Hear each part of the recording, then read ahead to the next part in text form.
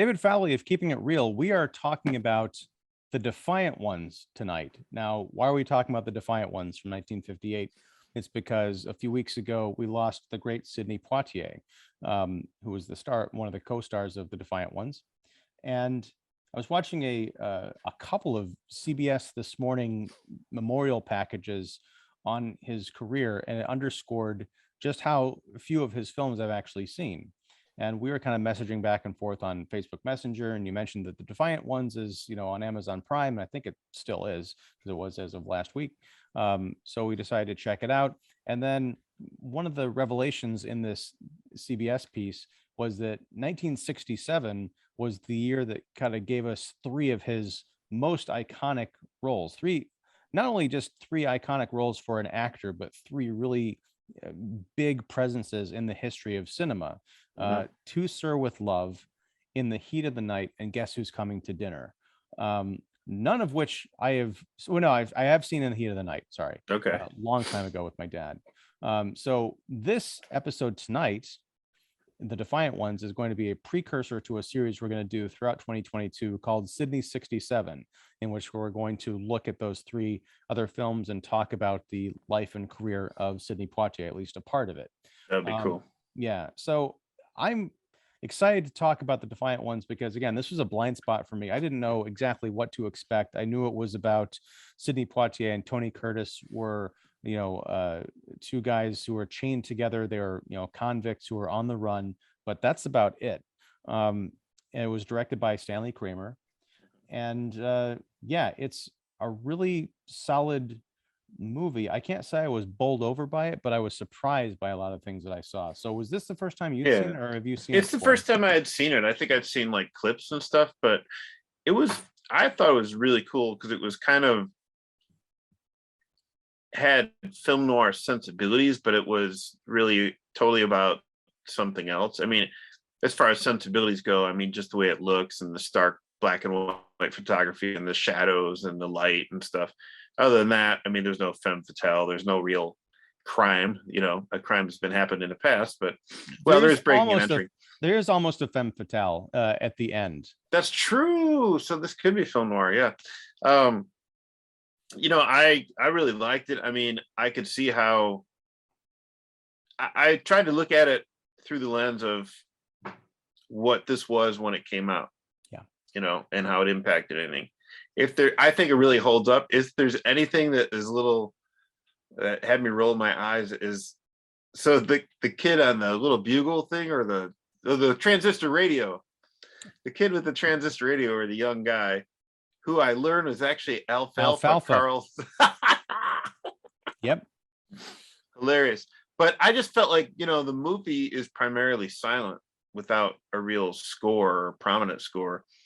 And the only time we cut to it, the only time we hear music is when we cut to a scene with him, a volunteer, whatever, helping out the police.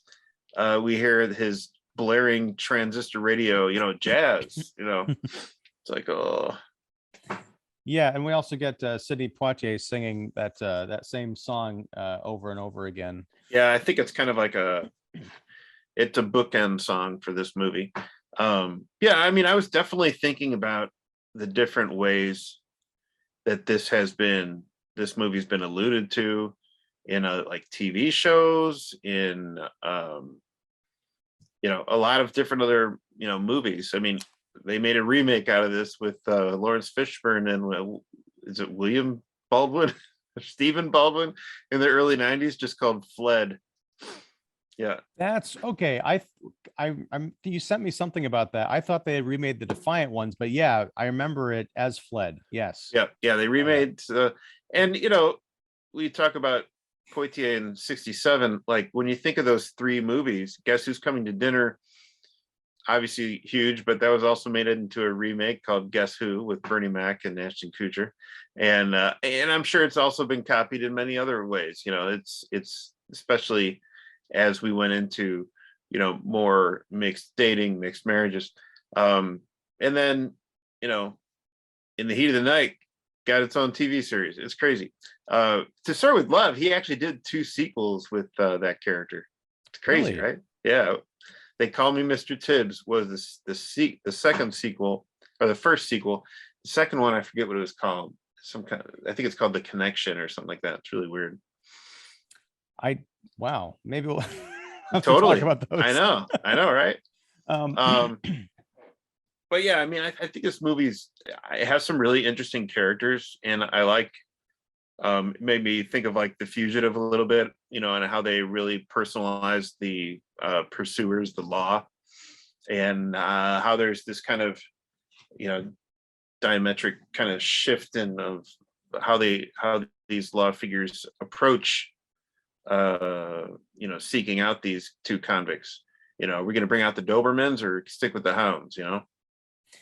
yeah, and I think it's hard to watching this movie in 2022, especially if you've never seen it before. And you know, maybe if I'm wrong, I don't want to speak for the both of us necessarily, but my experience was I was having to recontextualize a lot of what I was seeing. It works on its own just fine, but the gravity of some of the stuff that I'm watching, Sure. it didn't really hit me until like after a scene had ended. I'm like, okay, say the big climactic scene towards the end, where, and I think it's a famous scene where Sidney Poitier is on a train, and you know, Right. He's reaching Mike, out for Tony yes, Curtis. Tony Curtis. I was trying to think of his name. Thank you. Reaching out. He's running. You know, Tony Curtis is injured, and he's reaching, and you see the black hand and the white hand like reaching to connect with each other. I mean, this is 1958. This is, you know, 6 years before Yeah. any kind of breakthrough really in civil rights, and certainly like depictions on screen. And it calls to mind what a transformational figure Poitier was, again, in the culture and the pop culture landscape. But you realize, okay, this is these two people who have hated each other for, Yeah. you know, personal reasons and also generational reasons, cultural reasons, really coming together at the end of this film. And I think at the time, audiences weren't possibly necessarily expecting them to end up the way that they did. And I wasn't Right. expecting the film to end up the way that it did, because especially when you have like criminals on the run type of movies, Yeah. you're pretty sure someone's going to end up dead. Dead or injured or gravely, you know, maimed or something. Mm-hmm. Yeah. I, you know, speaking of that, it's like you wonder, like, okay, well, how long, even The Fugitive, you know, the movie, couldn't stay like on the run forever, because at the third act, this is when Kimball flips the tables, right? And he is the pursuer. So, you know, you can't, how long can you, you know, go on like this? You know, I did notice I really didn't have a problem with it, but that whole um, kind of little industrial town that's all revolved around the, I don't know what it is, some business, local Yeah, it was business, like it was like distillery or something, or I was kind of confused on that too. I might just not have been paying attention. It was like on a lake or something, and there was like the hotel and like a store, but everyone yeah, seemed to live there. Yeah. everybody seemed to work there and everything. I like that whole, that's like, seems like a whole very interesting, almost Twilight Zone type story right there. But I like that it felt like a set, and that seems weird, but it did feel like something that was built and shot on like maybe a soundstage. And maybe it's because of the way it was lit and everything, that, you know, most of the town, it's at night. Most of the time we hang out in the town, it's at night and it's dark and everything. You just see some street lights. But the way Stanley Kramer kind of walks us gradually into the town is very interesting, because you don't know where it's going to go. They most definitely will be caught or you know, heard, but how far are we going to go with this? How long is it going to take? And I think it was really measured appropriately, you know, as far as, you know, finding them work their way into the town. And there's nothing really choreographed about how it is going to work out. Yeah. Because they're trying to bust in the whole. I guess we should set the stage here. The movie opens with a prison transport, and it's raining, and you know the truck essentially gets run off the road into a ditch. The cops and the authorities show up later. Everybody's accounted for except for two people who are on the run, and that is Joker, played by Tony Curtis, and Cullen, Noah Cullen, but everyone calls him Cullen, which is really weird because I didn't pick up on that until I looked at IMDb. Folks, please forgive me. I thought because of the movie I was watching and the times, I thought Joker kept referring to Sidney Poitier's character as colored because of the way not Cullen. right, because he's constantly like throwing racial stuff at him. I thought he was just like constantly insulting him, like, oh, it's Cullen. Jeez, thank goodness. Yikes. But so they end up on the run. They come to this town. They figure that this general store might have like a saw or something they can use to hack through this chain so they can go their separate ways. They break in at night, but because they're chained together, it makes slipping in through the roof quite a dangerous and calamitous prospect. They fall in onto the floor, knock over a shelf, and like dishes and jars and stuff all come crashing down. It's almost comedic, but the entire town is awoken and this mob comes for them. And you're thinking, okay, they're going to go in through the roof. They're going to make it. Nope. They fell into the floor. They're going to escape. Nope. They don't escape. The mob's outside the door. Well, maybe they can hide inside. Nope. The mob's coming in. What do? They throw themselves, break through a window. They throw themselves through this giant window and make a run for it. And it's so surprising and just dramatic that I'm like, wow, just go. I'm immediately on their side. I hope they can escape because I can only imagine what this mob is going to do to them. They notice Sidney Poitier first, and then they see Joker, Tony Curtis, and they say, hey, this guy's white. And it becomes a whole thing. Well, because they're smart. Well, yeah. Well, it's because before they go into the town, and this is, I think, one of the nice, kind of little plays on the racial issue.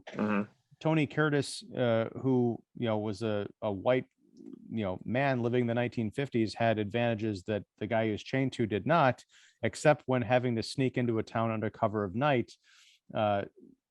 Cullen says something like, your skin is going to shine like the moon. So he smears mud all over his face. But then when the mob finally catches up to them, they realize, hey, he's just a white guy wearing mud. Yeah. Then you have Lon Chaney Jr. That was so awesome.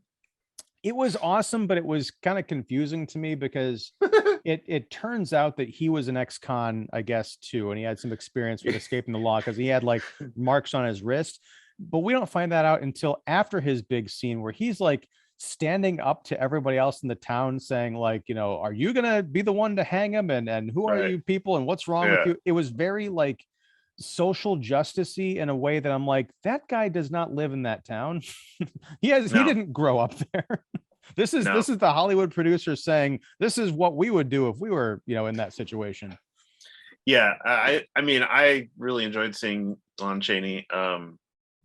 It made me think, I'm like, wow, if they did a remake of this, I could see Ron Perlman playing this role, but but it's interesting because you could tell that he is probably the person that the townspeople listen to, or one of the main ones. And so I think later on, the reason why, they let these two, escapees go is because he has that history as well of being a convict or doing prison time. So I thought it was really interesting that he would let him go, but he wouldn't be like, oh, and here's a loaf of bread or something. Well, he did make sure that like if they got caught that they didn't rat him out or anything. Right. Possibly, I wonder, because we don't really get a backstory for him. I wonder if he was still on the run, like maybe he escaped somewhere and made kind of snuck in, integrated himself into this town like decades ago, but he's still like living at fear of like the authorities finding out. He's like a Bill Bixby, David Banner. Ooh, yes, and a very hulking presence too. I love Lon Chaney Jr. And it was great to see Claude Atkins too. He was one of the guy who kind of wanted to string him up, to put the plaid jacket. Yes. Yeah, I knew that face, but I didn't know where I'd seen him from. What else has he been in? Oh gosh, he's been in a lot of westerns, but I think he was in. Let me see.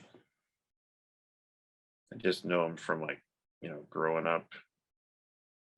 Yeah, he was on a lot of TV. He was in Rio Bravo and Hair at the Wind, another Stanley Kramer movie. So a lot of westerns, but no, he did a lot of TV. He would eventually show up in the TV series of In the Heat of the Night. Oh, wow. Yeah, but yeah, he's been on a lot of stuff. TV, a lot of TV work, TV shows like in the 70s, 80s. Hmm. Died in 94. Wow. Yeah, they eventually, and we're kind of jumping around here for folks who haven't seen The Defiant Ones. the Defiant Ones. I keep wanting to say In the Heat of the Night because we're talking about it. Yeah. The Defiant Ones, definitely check it out. I don't want to spoil the entire film for you. We kind of alluded to the ending not being as tragic as some other movies you might expect, and we did allude to this idea of a femme fatale. Yeah. End of the movie, these guys end up on like this remote farm, and again, it's not just like they wander to the farm. They get discovered by this little boy who's out hunting, and there's this whole exchange. There's this great sequence of events where you think, oh, this is going to play out one way, and it doesn't. It just keeps evolving into a more and more complex situation.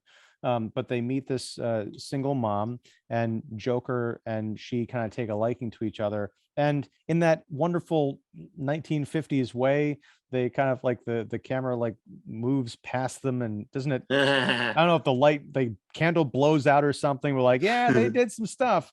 But she's like, take me with you. And he's like, sure, I guess. And they conspire to leave Cullen behind, but things don't quite work out because I'm not going to say she's not who she appears to be, but there are layers to her that are gradually revealed. She's not the person that we think she is by just looking at her.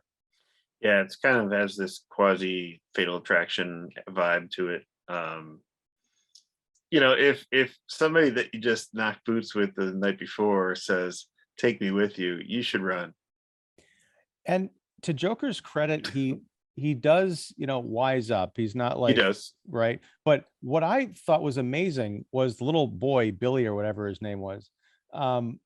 She's just talking to Joker in front of Billy saying, oh, we could just take him to my mom's house before we run away together and never return. I mean, the kid's no dummy. He's going to put that together. But I'm like, wow, she just doesn't care about anything except getting out of that town. Yeah, I mean, he was able to get a shot into Joker as he was, fleeing the house. But I think that moment when Joker leaves the house and goes back to tries to find Cullen for fear of Cullen's safety.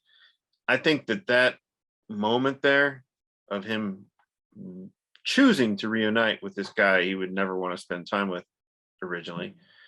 I think that moment is really it the rest of the movie that came before it really kind of culminates into that moment, because you really feel like this is a movie. I mean, we've seen movies where people are chained together, right? But this movie really reminded me of like how difficult it is to maneuver or fight or eat or pee. If this were a flat out comedy, I'm sure it would be a lot more outrageous. But this is like tensions. I mean, imagine being handcuffed to like your least favorite coworker. But it's like not fun. But I appreciated all this kind of twisting and tension, of the physicality matching the internal simmering, frustration and anger. All that kind of led to that moment in that third act when, it just plays out the way it does. Is, I think that it's a really good buildup. It is, and I like the language, the visual kind of language of the movie. That goes back to something that again struck me about that CBS package that I watched, with an interview with Sidney Poitier, where he's talking about his legacy and the kinds of films that, especially early on, that he wanted to take, which were roles that had dignity and were something aspirational that Black people could look at and say, right, there's power in there. Famously in the Heat of the Night, which we'll talk about soon, he slaps I think it was like the owner of a Was it Yeah. was I it like forget. a greenhouse or something? Yeah. He slaps the guy after he gets slapped, and that was sort of like Poitier insisted that be in the movie. But Yeah. in this film, it's kind of the visual language of the movie is Joker runs into the swamp once he realizes that Cullen is in grave danger of drowning in quicksand or being found by the mob, Right. or by the cops. He's like, I can't do that. He's my friend now. But he's like running into the swamp, screaming like "Cullen, I know. Cullen!" Like he's all freaked out. And then you do almost this whip pan over to Sidney Poitier, like, yeah, what do you want? He's got a cigarette coming out of his mouth. Yeah. Right, but it's this whole idea of the kind of the helpless black guy who can't quite take care of himself. He needs the phrase I hate, the white savior, to come in and make sure everything's okay. It was like, no, he's good. He probably on some level misses his friend, but it's not like he's panicking in his boots because the guy who knows everything is not there to help him. Right, totally. Yeah, I mean, it's a cool scene, the the way he finds Poitier and the way Poitier performs that moment there where it's like, oh, you came after me, okay, and what happened with so and so, okay, and how are you going to do that, okay, I see you're injured, yeah, it's really good. I mean, I think the casting here is pretty great. I know that this was a big change for Tony Curtis.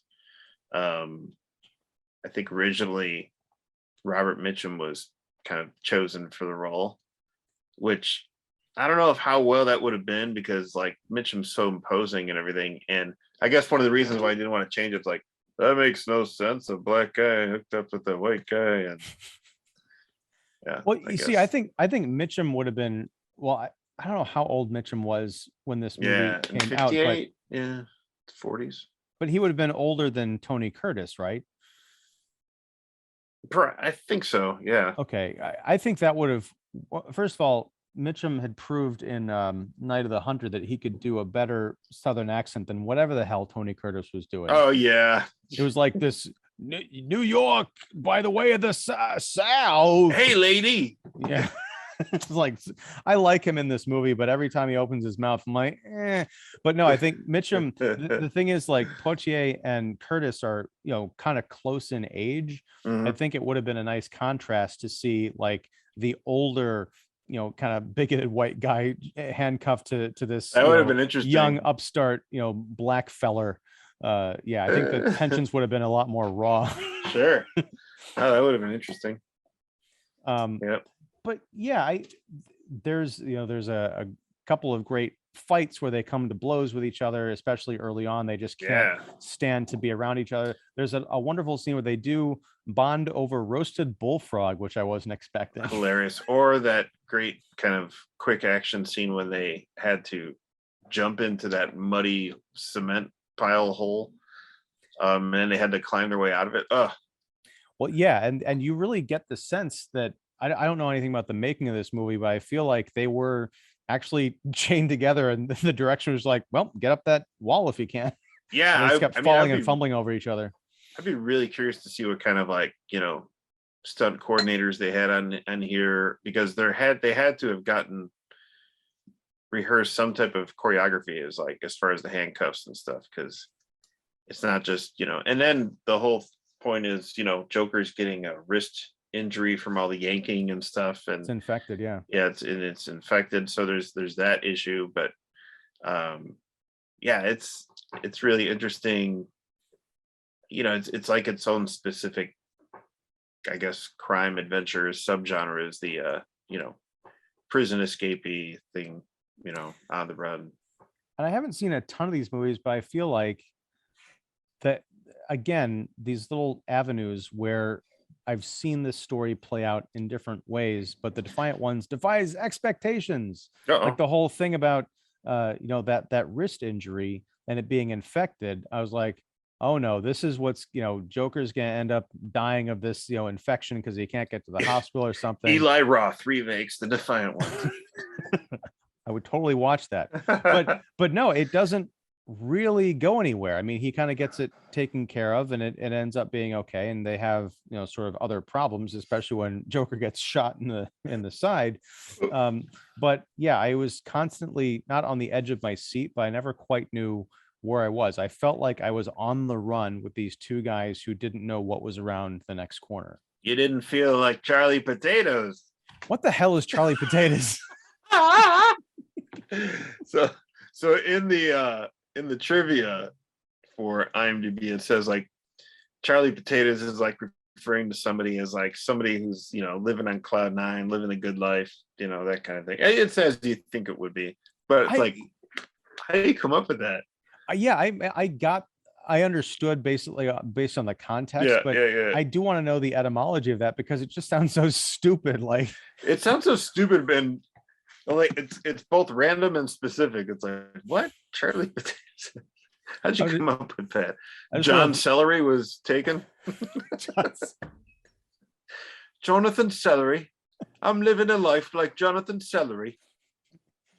I just would have loved if when the second time that Joker mentioned Charlie Potatoes, if Cullen would just gone like, just stop with that lame white boy shit. That'd be great. Or he'd be like, who the heck is Charlie Potatoes? Listen, man, who's Charlie Potatoes? That was a pretty good Poitier. Now, let me ask you, when I know his career is kind of a blind spot for you, but like, do you remember when what the first Poitier movie was that you saw? Yeah, well, and that's the thing, is I have to go back through his IMDb and see, because this happens a lot with actors. Like, oh, I've seen a few other things, and I'll scroll through them like, I've actually seen a lot of their things. I don't think that's the case here. But the first thing I remember seeing him in was Sneakers. Everybody says that. It's really funny because when he died, Sneakers was all over social media. It's funny. It's a hell of a movie. Oh yeah. But and in fact, maybe because was that 92? Is that the 25th? That was that was 92, I believe. Yeah. Wow, I can't do math, but is that 25 years? No, is it 30? It's 30 years. Wow. Okay. Yeah. 30. Wow. Oh yeah. Again, I went to art college, but no. So we'll have to. That'll be our addendum to the Poitier thing. Yeah. But no, what happened was I saw Sneakers with my dad, and I loved it, and he was a big Poitier fan. So he was like, "Well, now we got to watch In the Heat of the Night." And so I think that was as far as it went, because we moved on to other things after that. But Sneakers was my gateway to one of his greatest movies. Yeah, for me it was 1988's Shoot to Kill. Great movie, survival, crime, action, adventure, with him and Tom Berenger. Clancy Brown's in it. That's my kind of, well, besides Highlander, it's my kind of intro to Clancy Brown. Kirstie Alley. Wow.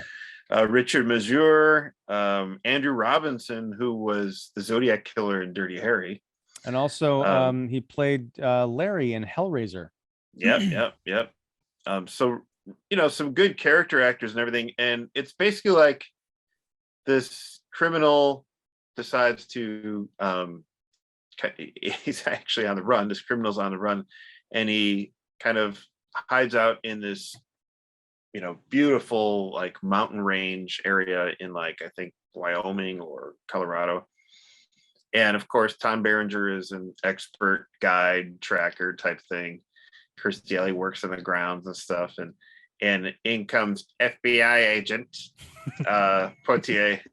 And he's like, we have a man out there, kind of thing. And for our Sydney 67 series, you have to speak only in your city Poitier accent. We have a man out there. People are in danger.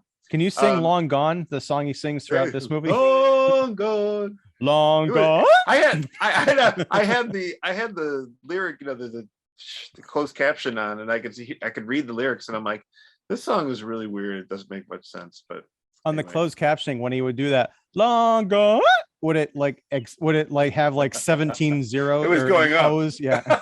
They were going up. They were in the incline. But yeah, Shoot to Kill is really good. It would be great to include that in our discussion. it's I don't know why it's not on Blu-ray or anything. It's crazy to me. I think Kino should pick it up or something. Shout Factory. I have a feeling that, now that Sidney Poitier has passed away, someone's going to do like a collection, or some kind of a retro. I don't know who has the rights for all these, if it's like one studio that has the bulk of it, or what. But yeah, I mean, I think that it'd be wonderful. I know, was it Kino or Shout maybe put out like the Anne Bancroft collection a few years ago after she passed away, and just these great disparate collection of movies to really appreciate a career.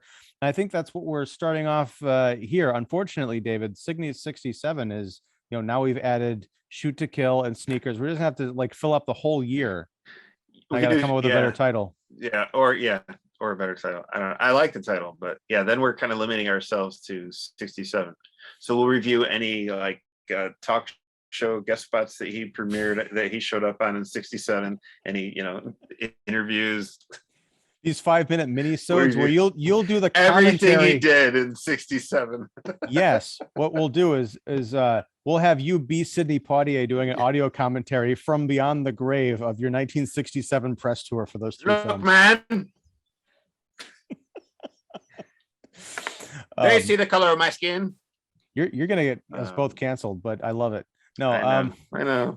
If it didn't happen during Call Me by Your Partner. Nice. Power of the Slog. Ooh, that would have been a great title for a review. Power of the Slog, or a Mad Magazine parody. Or parody. Totally. Yeah. So Defiant Ones, I also remember like an episode of The Simpsons where they were making fun of it or something. It's anytime two people are together, there's that kind of recollection of this movie. So I'm glad we were able to see it together, and looking forward to more Poitier. Me too. It'll be a house Poitier. No, that doesn't work. Hey. Then we can broaden it past 67. Yeah, but I'd go to jail for like a horrible title. Someone would come and take me away. All right, David. You go to title jail. There's a no.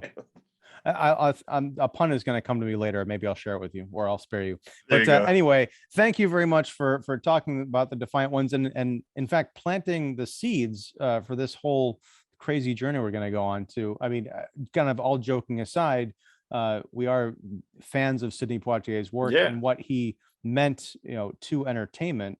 I think his legacy is still, spinning out and being felt today, even though like in recent years, I don't think he had done a whole lot. Did he retire or? I mean, he was in his 90s, so.